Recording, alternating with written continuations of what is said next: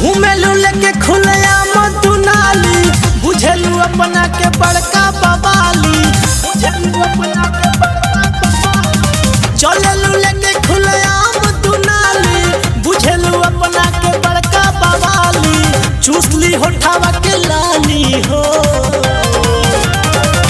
ई बागी बलिया करे जा। चढ़ल जवानी के पानी ये रानी कसमे कदी हो, तहरा जैसा नैठे वाली के बस में ही कदी हो। ई बाकी बलिया करे जा, कदी खजाना तोहर खाली हो। ई बाकी बलिया करे जा, कदी खजाना तोहर खाली हो, कदी खजाना तोहर खाली हो।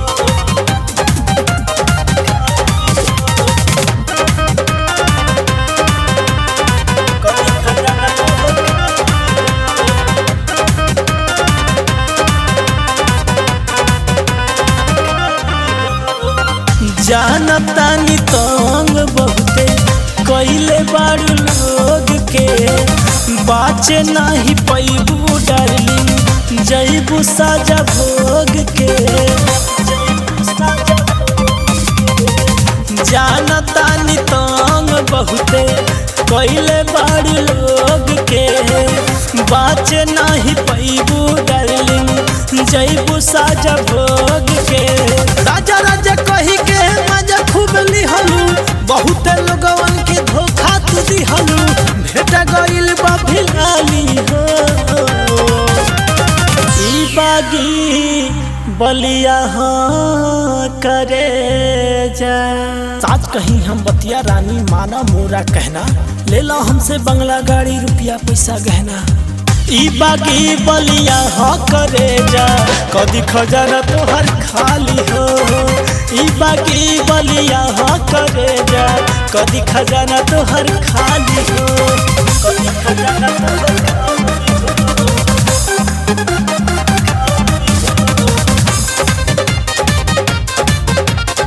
कदी खजाना तोहर खाली हो।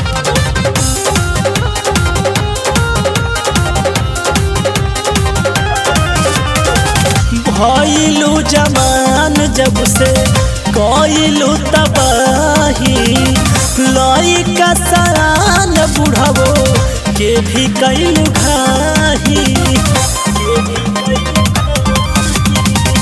भइलू जमान जब से कइलू तबाही, लइका सरान बुढ़ावो के भी कइलू घाही।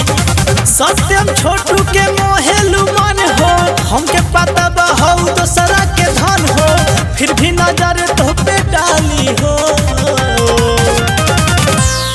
ई बागी बलिया करे जा, हो जाई जियान जवानी ऐसे जंतु सारा, बिना रे दुपट्टा के अब ऐसे जंतु झारा। ई बागी बलिया करे जा, कदी खजाना तोहर खाली हो। ई बागी बलिया करे जा, कदी खजाना तोहर खाली हो।